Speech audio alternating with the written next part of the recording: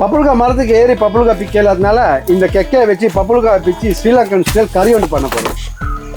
இது மாதிரி தோலெல்லாம் ஃபுல்லாக சீவி எடுத்துக்கணும்.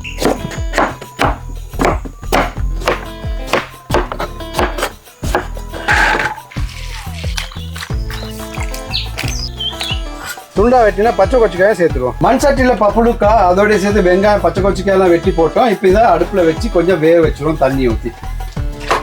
இதோட கொஞ்சம் மஞ்சத்தூள் சேர்த்துருவோம். அதோடய கொஞ்சம் கொச்சிக்கத்தூள் சேர்த்துருவோம்.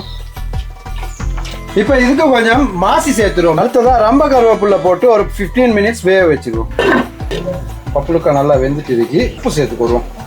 பப்புளுக்கா வச்சு 15 to 20 நிமிஷம் ஆயிடுச்சு. இப்போ இறக்கி பால் ஊற்றிடுவோம். இப்போ கடுகு சேர்த்துருவோம். கூட வெங்காயத்தையும் சேர்த்துருவோம்.